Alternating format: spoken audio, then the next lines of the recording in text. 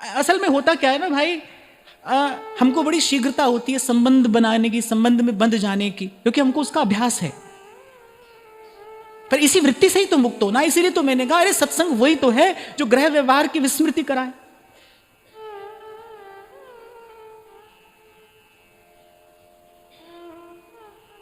संत का काम सत्संग में आपका घर ले आना नहीं है, आपके घर में सत्संग पहुंचाना है। आपके घर में सत्संग पहुंचे, घर में सत्संग हो, ये संत के जीवन में आने का फल है। सत्संग में घर की बात होने लगे, ये काम संत का नहीं है। आपके घर में सत्संग होने लगे, ये तो कुछ फल हुआ संत के जीवन में आने का। संत जीवन में आया भाई, अब घर में व्यवहार में सत्संग हो रहा है, अब कर्म पूजा बन रहा है, अब जहां जहां जाऊं तुम्हारी सेवा। तो स्पष्ट किया है भाई, अपने रसिकों का संग करना है, सबको प्रणाम करते हुए, सबको प्रणाम करते हुए। या तो भाई इतना विवेक हो कि अपने मतलब की बात चुन पाओ, या तो इतना विवेक हो कि अपने अनुकूल जो भाव हो उसका चयन करो और बाकी को प्रणाम करके अपने भजन के मार्ग पर आगे बढ़ो। पर यदि ऐसा ना हो तो फिर केवल अपने भाव के अनुकूल भाव का ही संग और सेवन करना चाहिए। ऐसा सेवक जी कह रहे हैं, रसिक अनन्य सजाति भज और भली भली सब होए। और मैं तो कहता हूं भाई इनकी बात में क्यों, क्या, कैसे, क्यों करना है,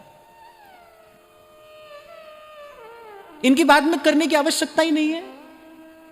गुण गोविंद जीरा गास्या, जी मार्ग सब संत गया छे, वी मार्ग में जास्या, मीरा रंग लाग्यो नाम हरि, और रंग अटक परी, मीरा रंग लाग्यो हो नाम हरि, और रंग अटक परी। हमारे सेवक जी हैं, ध्रुवदास जी हैं, नागरीदास जी हैं, कल्याण पुजारी जी हैं, चाचा श्रीहित वृंदावन दास जी हैं। इन्होंने सबने हमको बताया भाई ये हमारा मार्ग है, उसी पर चलना है। भली भली तब होए, फिर कह रहे भली भली तब होई जब वही हरिवंश चरण रति। हरिवंश अर्थात विशुद्ध प्रेम। हमारे महाप्रभु कौन है? प्रकट प्रेम को रूप धरी श्री हरिवंश उदार, वृंदावन रस कहन को प्रकट धर्यो अवतार। आज इसी बात से हमने बात शुरू की ना कि परम विश्राम तो प्रेम है। कह रहे भली भली तब हुई जब वही हरिवंश चरण रति, जब आचार्य के चरणों में रति सुदृढ़ हो जाए। कैसे सेवक जी महाराज कहते हैं, मन क्रम वचन त्रिशुद्ध सकल मत हम श्री हित हरिवंश उपासी। हमारे महाप्रभु जी कैसे सुदृढ़ हैं। रहो को काहू मन ही दिए, मेरे प्राणनाथ श्री श्यामा, मैं शपथ करूं तृण छिए। कोई ले व्रत तो फिर ये व्रत ले, रसना कटऊं जो अन्न रटऊं। और ऐसा व्रत केवल प्रेम ही दिला सकता है और प्रेम ही निभा सकता है। गोपी कहती है ना, बावरी वे अखियां जर जाए, जो सांवरो छाड़ निहारे और। इसी महाप्रभु कहे रसना कटऊं जो अन्न रटऊं, निरख अन्न फुटाऊं नैन, श्रवण फुटाऊं जो अन्न सुनाऊं, बिन राधा जस बैर। ये हमारा लक्ष्य है। ये जो अंतिम दोहा महाप्रभु जी ने कहा ना, ये हमारा लक्ष्य है। यहां पहुंचना है हमको। जब हमारा भी रोम रोम ये बात कहे, ना किसी से लेना न देना। जिन भेस्या मारा साहेब रीझ है, जिन भेस्या मारा साहेब रीझ है, सोई भेस धरूंगी, मैं तो बैरागण हूंगी। हो बाला मैं तो बैरागण हूंगी। बस जिन भेस्या मारा साहेब रीजे, जही विधि तोहे अति प्यारी लागू। तो ये जो अंतिम दोहा है ना, ये हमारा लक्ष्य है। जब पूछा ना किसी ने कैसे हो बुद्धि निश्चय आत्मिका, तो पहले लक्ष्य स्थिर हो, पवित्र हो। और हमारा लक्ष्य ये है कि कभी हम किसी ऐसे भाव देश में पहुंचे जहां हम भी ये कह पाए, रसना कटऊं जो अन्न रटऊं, निरख अन्न फुटाऊं नैन। श्रवण फुटो जो अन सुनो, बिन राधा यश बैन। ये इसे कहते हैं सुदृढ़ रति। कैसा प्रेम है, कैसा अनुराग है, कैसी प्रीति है, निष्कपट प्रीति, कैसा उत्कट अनुराग है, कैसा अविचल अनुराग है।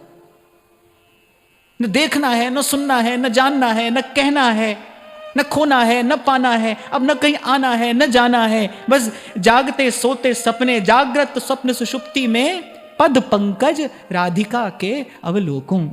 इसे कहते हैं चेतना को परम विश्राम मिल जाना। यहां पहुंचकर फिर जीव नहीं लौटता। जब भगवान ने कहा ना यद गत्वा न निवर्तन्ते तद धामम परमम मम, यहां पहुंचकर फिर जीव नहीं लौटता। जब तक बिंदु सिंधु में मिल नहीं जाएगा, एक नहीं हो जाएगा, जब तक जीव रसरूप नहीं हो जाएगा, तब तक आएगा जाएगा, आएगा जाएगा। जानत तुम्हें हुई जाई। यहां पहुंचकर फिर आना नहीं है, यही पहुंचना है। और यहां पहुंचने का मार्ग क्या है? रसिक अनन्य। पहले तो अनन्य और फिर सजाति भज भली भली तब हुई। हाँ, पर मैं ये लगे हाथ एक बात और कह दूं भाई, ऐसे रसिकों का मिलना असंभव नहीं तो अत्यंत दुर्लभ तो अवश्य है। श्री जी कृपा करें,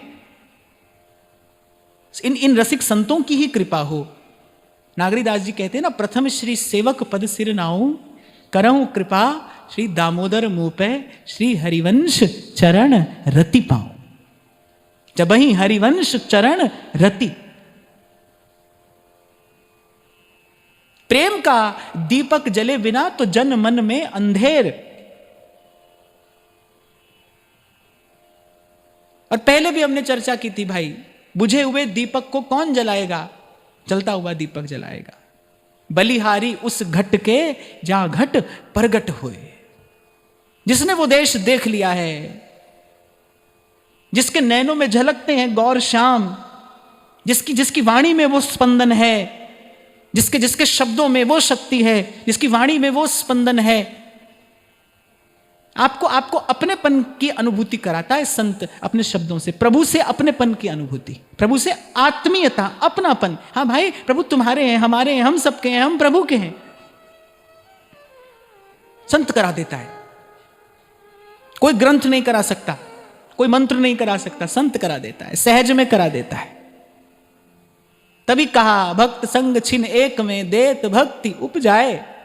अपनापन, प्रभु से आत्मीयता, मेरे हैं वो। हमारे यहां बड़ी परिष्कृत भावना है। एक भाव तो ये है हम उनके हैं, वो हमारे हैं, पर यहां ये भाव है वो किसी के भी हों, हम उनके हैं। श्याम श्यामा सदा हमको प्यारे रहे, श्याम श्यामा सदा हमको प्यारे रहे, हम इन्हीं के रहें, ये हमारे रहे, हम इन्हीं के रहे, ये हमारे रहे। हमारे यहाँ सेवा इसी भाव को प्रधान रखकर की जाती है। प्रिया प्रीतम हमारे हैं। प्रिया प्रीतम तो सदा रसमत्त रहते हैं। सहचरियों को इस बात का ध्यान रहता है कि भाई इनको कब खिलाना है, कब इनका श्रृंगार करना है। इसलिए तो सहचरियां कहती हम गुरु श्यामा श्याम के, हम शिष्य श्यामा श्याम, हम इनके गुरु भी हैं, हम इनके शिष्य भी हैं। इन्हीं से सब सीखा है। स्वयं च सकला कलासु कुशली कृता न कदा, इन्हीं से सब सीखा है। श्री जी ने ही सब सिखाया है, पर इनसे सीखकर इन्हीं की सेवा करते हैं। तो प्रिया प्रीतम तो रसमत्त रहते हैं। उनको सुध नहीं है इस बात की कब भोर हुई, कब सांझ हुई। वहां तो ध्रुवदास जी कहते हैं ना, भोर भय सांझ ही को धोखो है दुहुन मन। उनको तो इस बात की स्मृति भी नहीं है कब सुबह हो रही है, कब शाम हो रही है। वो तो पल ना बिछुरत दो। सहचरियों को रहता है इस बात का ध्यान, वो सावधान रहती हैं, सदा सेवा में सावधान, तत्पर। कब युगल का श्रृंगार हो, कैसा श्रृंगार हो, कैसी कुंज में वो विराजमान हो, कैसा राग हो, कैसा भोग हो, कैसी सेवा हो, ये सब व्यवस्था सखियां देखती हैं। प्रिया प्रीतम को इस बात की सुध नहीं है, पर सखियों को निरंतर एक भाव है कि ये हमारे हैं, ये हमारे प्राणधन हैं, ये हमारे जीवन सर्वस्व हैं। ये है रसिकों की रीति। हम इन्हीं के रहे, ये हमारे रहे, हम इन्हीं के रहे, ये हमारे रहे। अगली बात यही कहते हैं, भली भली तब होई रचित रस रीति सदा मति। ये जो मति है ना, ये इस रस रीति में रच पच जाए। किसे कहते हैं भाव का स्थिर होना, भावना का परिपक्व होना किसको कहते हैं? रविदास जी कहते हैं ना, जब जड़ नीके गहे तब कछु चिंता नाही। जब नया नया अंकुर फूटता है कितना सुकोमल होता है वो समय पाकर, जबकि ऐसा बहुत दीर्घ काल के बाद होता है, ऐसी भक्ति करे बहुकाल, पर जब वो समय पाकर वृक्ष बनता है, फिर बड़े बड़े तूफान झेल जाता है, खड़ा रहता है वो। फिर जब जड़ नीके गए, जब जो हमारे भाव की जड़ गहरी हो जाए, अच्छा ऐसी स्थिति हो जाने के बाद फिर कुछ भी सुनो, फिर तो महाप्रभु कहते हैं कि बहिर्मुख लोगों के संग में रहने पर भी फिर उनको कोई हानि नहीं होती। जब एक बार भाव परिपक्व हो जाए, जब आपको एक बार वस्तु की अनुभूति हो गई, जब रति दृढ़ हो गई, जब पता चल गया, जब प्रतीति हो गई, प्रतीति बिनु प्रतीति हो ही नहीं प्रीति, जब प्रतीति हो जाएगी भाई ये कौन है। व्यास जी को प्रतीति हुई, तभी तो व्यास जी कह रहे हैं राधा वल्लभ ध्याय के अब और ध्याइए कौन। व्यास जी कह रहे हैं कोई दूसरा हो तो उसका भजन करूं, कोई दूसरा है ही नहीं। राधा वल्लभ मूल है और फूल दल डाल। स्पष्ट कर रहे हैं व्यास इन्हीं ते होत हैं अंश कला अवतार। ये श्रीमद् भागवत का सिद्धांत है। अष्टम स्कंद में ऐसा विवरण आता है कि जैसे वृक्ष की जड़ को सींच देने से उसके शाखा पल्लव पुष्प आदि सब सिंचित हो जाते हैं, ऐसे एकमात्र प्रभु का भजन कर लेने से ये सारी सृष्टि, सारा अस्तित्व तृप्त हो जाता है, प्रसन्न हो जाता है। ये कोरी भावना नहीं है, ये ज्ञान, ये परम ज्ञान है जो व्यास जी ने कहा राधा वल्लभ ध्याय के अब और ध्याइए कौन। व्यास ही देत बने नहीं बरी बरी प्रतिलोम। समझ गए? नहीं समझे? व्यास ही देत बने नहीं बरी बरी प्रतिलोन। दही बड़ा तो बनाया होगा, बनाया है। अब जब बड़े को तला जाता है तो जो नमक मिलाया जाता है वो अलग अलग बड़े में मिलाया जाता है या घोल में मिलाया जाता है? व्यास जी कहने भाई व्यास ही देत बने नहीं बरी बरी प्रतिलोन। बोले एक एक बड़े में अलग नमक थोड़ी मिलाएंगे, घोल में मिला दिया। राधा वल्लभ मूल हैं, मूल का सिंचन कर दिया। और सभय फूल दल डार व्यास इन्हीं ते होत हैं अंश कला अवतार। हमने मूल का सिंचन कर दिया। व्यास जी ने कहा ये हमसे नहीं होता, सोमवार यहां जाएं, मंगलवार यहां जाएं, एकादशी को ये करें, पूर्णों को ये करें, ये नहीं होता है हमसे।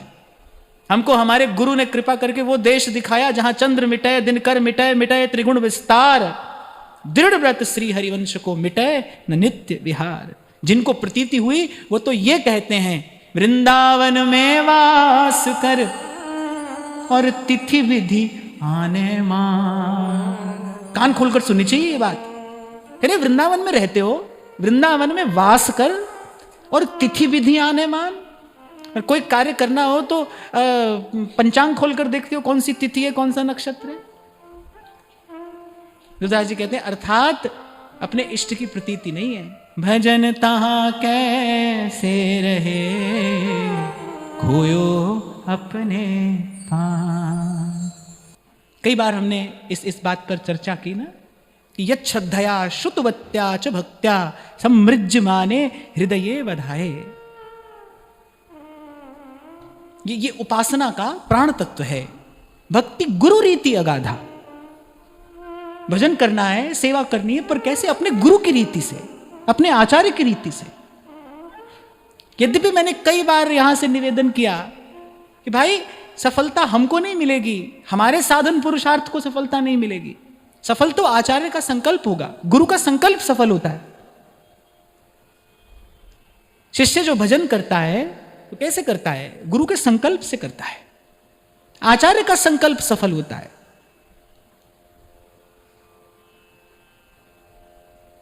अब कितना भी बढ़िया सुख सुविधाओं से युक्त 5 स्टार होटल जैसे आजकल रेल के डिब्बे होते हैं, कितना भी सुंदर हो, सब सुख सुविधाओं से युक्त हो, पर भाई इंजन के पीछे तो लगना ही पड़ेगा ना। कैसे जाएगा आगे? कैसे जाएगा? चलेगा कैसे मार्ग पे? तो कितना भी हमारा साधन, कैसी भी हमारी योग्यता क्यों ना हो, पर सफलता आचार्य के संकल्प से मिलेगी। इसीलिए पूर्व में आपको निवेदन किया गया था, आचार्य के संकल्प में अपना संकल्प मिला देना है। भक्ति गुरु रीति अगाधा, बड़ी महत्वपूर्ण पंक्ति है ये। कह रहे भली भली तब हुई भक्ति गुरु रीति अगाधा। हमको श्री जी की सेवा करनी है, पर कैसे? जैसे हमें हमारे महाप्रभु जी ने सिखाया है, ऐसे जो कर रहा है, जहां कर रहा है, अपने अपने स्थान पर सब ठीक कर रहे हैं।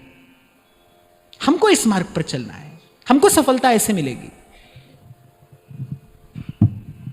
हमको अपना मन माना कोई विचार, कोई आचरण इसमें नहीं मिलाना है। आपको भले लगेगा आप भजन कर रहे हो, पर शायद मैंने यहीं से ही कहा था कि शास्त्र और गुरु की आज्ञा के बिना जो साधन किया जाता है वो अंत में उत्पात का कारण बनता है। अब आप सोचो कैसा उत्पात होगा? आंधी आएगी, तूफान आएगा, ऐसा कौन सा उत्पात हो जाएगा? मन माने ढंग से चलोगे तो अभिमान नामक उत्पात आपके भीतर उत्पन्न होगा। भीतर अभिमान नामक उत्पात उत्पन्न हो जाएगा अगर गुरु की रीति से भजन नहीं किया तो। गुरु ही तो है जो अंदर हाथ सहारा देगा और बाहर चोट भी मारेगा। गुरु ही तो करेगा ये काम। गुरु की आज्ञा आइए और गुरु की आज्ञा जाए। संत कह रहे हैं गुरु की आज्ञा आइए और गुरु की आज्ञा जाए। ऐसो दास कबीर सुन, ये बड़ी प्यारी बात कही है। मेरे गुरु की आज्ञा से आए और गुरु की आज्ञा से अगर जाए तो कह रहे ऐसो दास कबीर सुन, आवागमन नसाए। उसका आना जाना सदा के लिए दूर हो जाए, मिट जाता है। जो गुरु की आज्ञा से आए और जाए, माने जो इस जीवन में गुरु की आज्ञा में रहेगा वो आवागमन से मुक्त हो जाएगा। गुरु के संग सगल निस्तारा। कल ही शायद हम चर्चा कर रहे थे ना हमारा कि एक सुंदर सा भाव हमको ले जा सकता है वहां तक। क्यों कर रहे हैं भजन? कि कभी कोई ऐसा दिन, ऐसी घड़ी आए, गुरु के चरण ऊपर मेरे माथे, ताते दुख मेरे सगले ला। इसी को तो कहते हैं गुरु के चरणों की छत्र छांव।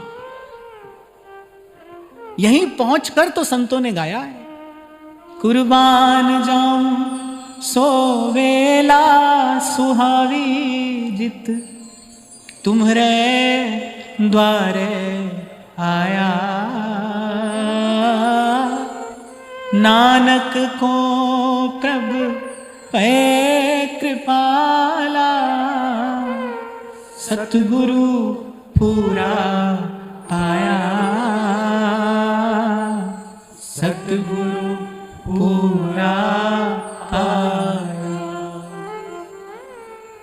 ये जो बात श्री गोस्वामी जी ने कही ना, बने तो रघुवर पे बने और बिगड़े तो भरपूर। ये धरातल चाहिए, ये भाव धराओ हमारी कि बने, हम बोले तो हम ये बोले कि बने तो हितजू पे बने और बिगड़े तो भरपूर। जो साहेब को ना रुचे वो हमसे नहीं होए, वो हमसे ना हो, ना हमसे बन पड़े, ना हमारा मन, हमारी वृत्ति कभी उस ओर जाए जो साहेब को ना रुचे, वो हमसे ना होए।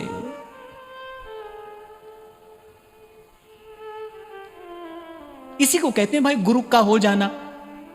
और क्या होता है गुरु का हो जाना? एक और बात आपको बताऊं, गुरु के हो जाओगे तो आप में गुरु ही दिखाई पड़ेगा। जब कोई गुरु का हो जाता है ना, सेवक जी महाराज में ढूंढो, आप जाओ सेवक जी महाराज में ढूंढो, हरिवंश के अतिरिक्त अगर आपको कुछ और दिखाई सुनाई पड़ता हो तो? सेवक जी महाराज में एक केवल यही तो है। इसी को कहते हैं रोम रोम रणकार रे, इसी को कहते हैं गुरु का हो जाना, और क्या है। सब क्रियाएं अपने अपने स्थान पर ठीक हैं, उन सब की अपनी अपनी एक उपयोगिता है, उन सब का आदर है, पर वस्तुतः गुरु का होना क्या है? ये है गुरु का होना। आपको देखकर, आपको सुनकर, आपके पास बैठकर किसी को आपके गुरु का दर्शन हो, आपके गुरु का सुमिरन हो। सेवक जी के पास बैठोगे, सेवक जी आद्यो पांच श्री हरिवंश जपाएंगे, वही रटाएंगे, वो कह वाणी हरिवंश की, कह हरिवंश ही ना। इसी को कहते हैं गति मति रति का एक हो जाना। ये जो पूर्व में कहा ना, जब ही हरिवंश चरण रति, बड़ा सुंदर शब्द है रति। प्रेम की श्वास है, ये प्रेम रूपी पुष्प की श्वास है रति। लेकिन इसके लिए सुदृढ़ मति की आवश्यकता है, इसके लिए बड़ी अनुशासित गति की आवश्यकता है। आपकी गति अनुशासित हो, जो आपके आचार्य ने आपको आचार संहिता दी है उसमें बंधी हो, अनुशासित गति हो, सुदृढ़ मति हो, तो ऐसी विमल रति प्राप्त होती है। इस रति को प्राप्त करने के लिए ऐसी गतिमति की भी आवश्यकता है, अनुशासित गति। इसीलिए अगली पंक्ति में स्पष्ट कर रहे हैं, भक्ति गुरु रीति अगाधा। देखो भाई, भगवान के अनंत अनंत रूप हैं और उन रूपों का भजन करने की अनंत अनंत विधियां हैं, सब अपने अपने स्थान पर ठीक हैं, सब ठीक है। जो व्रत कर रहा है वो भी ठीक है, अगर अपने आचार्य की आज्ञा में है और नहीं कर रहा है तो भी ठीक है। बड़ी बात यह कि गुरु की आज्ञा में है कि नहीं। गुरु की आज्ञा में रहे बिना हजार व्रत करता हो, कोई मोल नहीं है उसका। मैं कई बार आपको उदाहरण देता हूं, शून्य के आगे शून्य लगाते चले जाओ, लो सब शून्य है, अंत में एक तो होना चाहिए। नहीं गए विठलदास जी द्वारिकाधीश का दर्शन करने, शास्त्र की दृष्टि से तो अपराध है। भगवान के धाम में जाकर और भगवान का दर्शन करने न जाना, अगर शास्त्र पुराणों के पन्ने पलटोगे तो वो तो अपराध है, दंड मिलना चाहिए। विठलदास जी को क्या मिलता है? विठलदास जी को तो परम पुरस्कार मिला। महाप्रभु के हृदय का वो जो छिपा हुआ प्रेम था, महाप्रभु के हृदय से प्रकट हो गया विठलदास जी के लिए। अरे मेरे प्राणन के प्राण, ऐसा महाप्रभु जी विठलदास जी के लिए कहते हैं। मैं तो कहता हूं क्या सौभाग्य है विठलदास जी का कि उनको महाप्रभु जी अपने श्रीमुख से कह रहे हैं, मेरे प्राणन के प्राण विठलदास। सदा सुकोमल भावनाओं से वृषभानुनंदिनी को दुलराने वाले महाप्रभु जी। और मुझे तो लगता है एक क्षण के लिए मैं कभी कभी सोचता हूं कि श्री जी के सन्मुख और खड़े हो गए महाप्रभु जी जाकर, और एक प्रकार से ये प्रेम भरा जो अधिकार है ना, उससे आदेश देते हैं विठलदास को अहो सींचनो।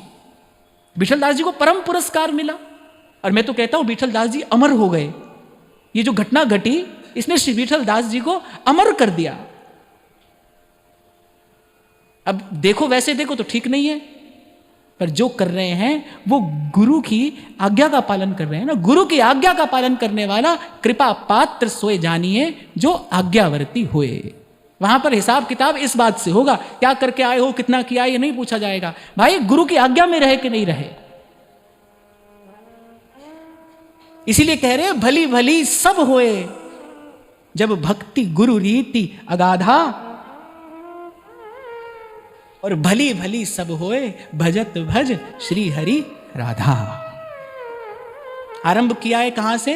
राधा वल्लभ भजत भज भली भली सब हो, और अंत में कहां आए हैं? भली भली सब होए भजत भज श्री हरि राधा, श्री हरि राधा।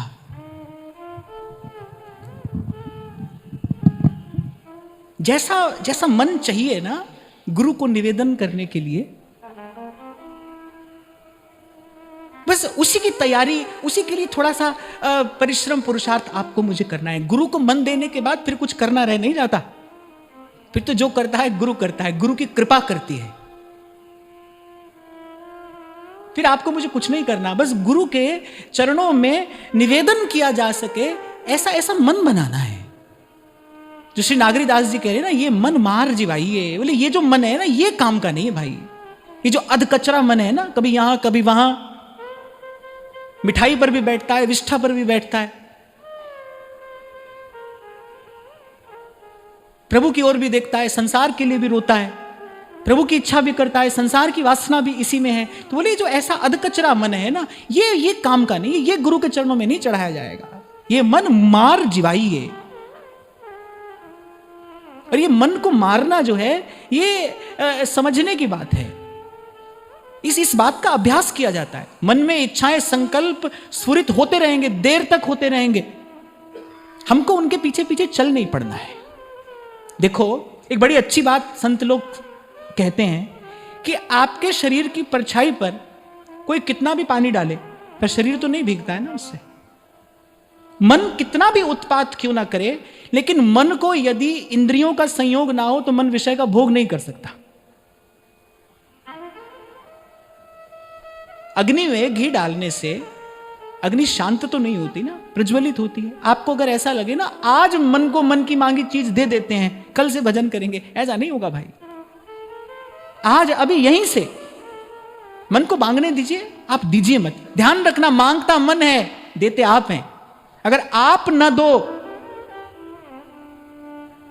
न दो तो मन मांग मांग कर एक दिन मौन हो जाएगा। इसी को कहते हैं मन का मर जाना।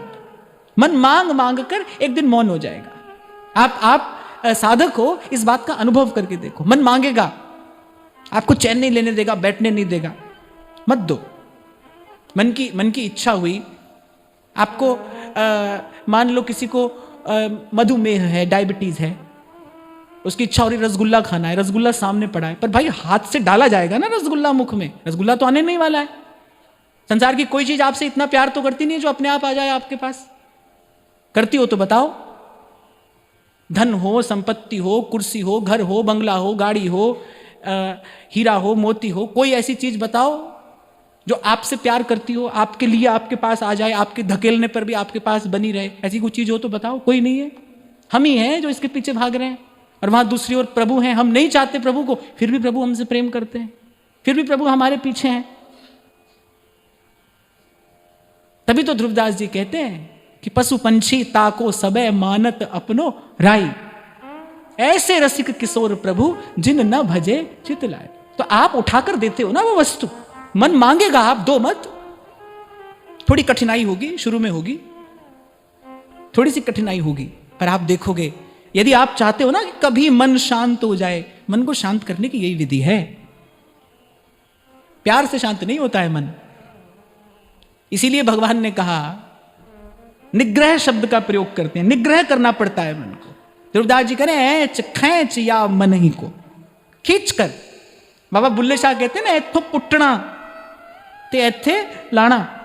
पुट्टना पंजाबी का शब्द है ये। मैं तो बहुत भीतर जाकर देखता हूं कि ऐसा शब्द क्यों बोला है। अभी मैंने सोचा कि बुल्ले शाह ऐसा भी कह सकते थे, एथो चुकना ते एथे लाना। चुकना मैंने उठाया और रख दिया, पर बोले नहीं ऐसे नहीं होगा, एथो पुट्टना, क्योंकि उसकी जड़ें बड़ी गहरी है, वहां पर खींच कर उसको हटाना पड़ेगा वहां से। इसीलिए आपको स्मरण हो, कभी मैंने कहा था साधना का आरंभिक काल बड़ा शुष्क होता है। जो आरंभिक काल है ना साधना का, वो बड़ा शुष्क होता है, नीरस होता है, और मैं तो कहता हूं कठिन होता है, कठोर भी होता है। यत् तदग्रे विषमिव, भगवान कह रहे हैं गीता में, जो साधना का आरंभिक काल है कैसा है, जहर पीने जैसा, विषमिव, पर कह रहे परिणामे अमृतोपम, पर अमृत वहीं से निकलता है। जब समुद्र मंथन हुआ तो सबसे पहले क्या निकला, विष ही तो निकला ना। लेकिन विष को पचाने वाला कौन है, शिव है। शिव कौन है, तुम त्रिभुवन गुरु वेद बखाना, वो गुरु है। तो जो ये जो विष उत्पन्न होगा ना, इसको पचाने वाला कौन है, गुरु का ज्ञान है। गुरु के ज्ञान से ये विष पचाया जाता है। ये बड़ी काम की बात हाथ आ गई चर्चा करते करते कि मन मांगे पर आप दीजिए मत। आप देखोगे मन शांत हो जाएगा, मांग मांग कर थक जाएगा। बार बार जब आप लौटा दोगे मन को, जब नहीं दोगे आप मन की बात का उत्तर, फिर एक दिन मन के प्रश्न समाप्त हो जाएंगे। संतों ने तो यही बताया है। जिन संतों ने भजन किया है, साधन किया है, और साधन के मार्ग की प्रतिकूलताओं को बड़ी निकट से देखा है, विघ्न बाधाओं को, अनुभव किया है और पार किया है, उन्होंने तो यही मार्ग बताया है कि भाई मन को यदि जीव की चेतना का संयोग ना हो तो अकेला मन, खाली मन कुछ नहीं कर सकता। नहीं लग रहा है मन, नहीं लगने दीजिए, आप माला करिए, आप नाम जपिए, आप रटिए। क्यों डरते हो आप कि और संसार का भजन कर रहा है, और कर लेने दीजिए, खूब कर लेने दीजिए, थोड़े दिन की बात है भाई, इसको थक कर आना पड़ेगा। इसलिए मैंने कहा आरंभिक काल जो है वो नीरस होगा, वो रूखा सूखा होगा, वो कठोर होगा, कठिन होगा, वो प्रतिकूलताओं से भरा होगा, डरना नहीं। और यदि ऐसा हो रहा है तो समझ लेना सही मार्ग पर हम चल रहे हैं। अरे संसार के लोग भी कहते हैं अगर संसार में आपकी आलोचना नहीं हो रही इसका मतलब आप उन्नति नहीं कर रहे। अगर कुछ लोग बात कर रहे हैं आपके बारे में, कुछ अच्छे कर रहे हैं, कुछ खराब कर रहे हैं, मैंने आपकी आलोचना हो रही है, आपके बारे में बात हो रही है, इसका मतलब है आप उन्नति कर रहे हैं। मन उधम करे ना, ज्यादा करे, समझना कि अब भजन हो रहा है, तभी तभी मन ऐसा हो रहा है। वरना जो लोग खाते पीते सोते हैं उनसे पूछो कैसा है, बोले खूब आनंद है, उनको कोई चिंता नहीं है, खा रहे पी रहे सो रहे, वो कोई भी चिंता नहीं है, ये तो खूब आनंद है, मजे में है। पता नहीं मजे में है कि नशे में है, तो वो नशा एक दिन उतरता है, मजे में तो यहां कोई नहीं है। ताव भव सुख में देते क्लिश्यत्यंतरितो जनाः, श्रीमद् भागवत कहती है मजे में तो दो ही लोग हैं, या तो मूर्ख मजे में है और या फिर जो परम ज्ञान को उपलब्ध हो गया है वो मजे में है। तो थोड़ा सा ऐसा ध्यान रखना है, मन को मन का काम करने दीजिए, आप अपना काम करिए। हमको भजन करना है, मन करे न करे। और संत कहते हैं भाई निराश मत होना, ऐसे एक दिन बनत बनत बन जाए, ऐसे एक दिन मन अनुकूल हो जाता है। तो आज की वार्ता यहीं श्री जी के चरणों में निवेदन करते हैं। महाराज श्री के चरणों में प्रणाम। आप सबके हृदय स्थित प्रभु को, भाव प्रभु को नमन।